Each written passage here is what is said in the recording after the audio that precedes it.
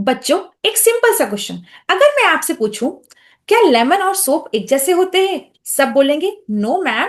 लेकिन केमिस्ट्री कहती है दोनों का डिफरेंस सिर्फ उनका पीएच में होता है। और आज हम इसी सीक्रेट को समझेंगे।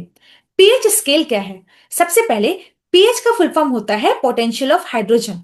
ठीक है। ये स्केल बताता है कि किसी सॉल्यूशन में हाइड्रोजन आयंस मतलब H प्लस कितने हैं। स्केल 0 से 14 तक होती है। जितना ज्यादा H प्लस आयन होगा उतना सॉल्यूशन एसिडिक होगा। जितने कम H प्लस आयन होंगे उतना सॉल्यूशन बेसिक होगा। पीएच स्केल समझो। बच्चों, इस स्केल को 3 पार्ट्स में डिवाइड करते हैं। पीएच 0 to 6 जो कि एसिडिक है। 0 से 6 तक ये सारे एसिडिक सॉल्यूशन है। जितना नंबर 0 के पास उतना acid strong. Example, gastric juice, lemon juice, vinegar, HCl। Real life example अगर मैं आपको दूं, सोचो, अगर आप ज्यादा स्पाइसी खाना खा लेते हो तो पेट में एसिडिटी हो जाती है। क्यों? क्यों एसिडिटी होती है? क्योंकि स्टमक में हाइड्रोक्लोरिक एसिड होता है। इसी वजह से एंटासिड लेना पड़ता है। pH इक्वल्स टू 7, बिल्कुल बीच में। pH 7 ये न्यूट्रल होता है। Example, pure water. अब एनसीईआरटी पॉइंट में अगर देखें तो हम कह सकते हैं कि ब्लड का pH अप्रोक्सीमेटली 7.4 होता है। इसलिए ब्लड स्लाइटली क्या होता है? बेसिक होता है। अगर ब्लड का pH बहुत चेंज हो जाए तो बॉडी प्रॉपरली फंक्शन नहीं कर पाती। अब बात करते हैं pH 8 to 14। अब 8 से लेकर 14 तक ये बेसिक या अल्कलाइन सॉल्यूशन है। जितना नंबर 14 के पास उतनी strong base. Examples, milk of magnesia, soap solution, NaOH। अब बात करते हैं यूनिवर्सल इंडिकेटर। अब क्वेश्चन आता है, ये पीएच कैसे पता चले? उसके लिए यूज करते हैं यूनिवर्सल इंडिकेटर। ये एक ऐसा इंडिकेटर है जो हर पीएच पर अलग कलर दिखाता है। कलर चार्ट देख लेते हैं।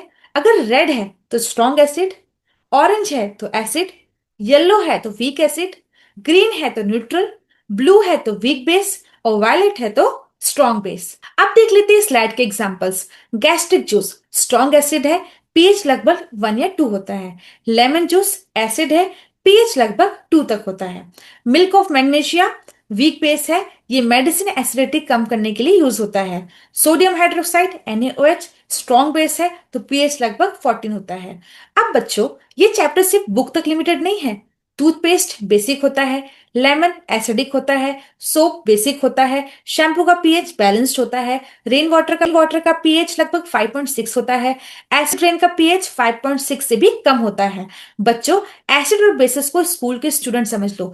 एसिड वाले बच्चे थोड़ा गुस्से वाले, बेस वाले थोड़े कूल, और pH 7 क्लास मॉनिटर, ना किसी की साइड लेता है ना किसी से फाइट करता है। अब देखिए एनसीईआरटी के अकॉर्डिंग एक्स्ट्रा पॉइंट्स देख लेते हैं। pH equals to potential of hydrogen. pH scale क्या है? 0 to 14 होती है। Lower pH stronger acid, higher pH stronger base. Neutral क्या होता है? pH 7। Universal indicator shows different colour at different pH value. और ब्लड का pH क्या होता है? 7.4, स्लाइटली बेसिक है। चलिए एक बार क्विक रिवीजन कर लेते हैं।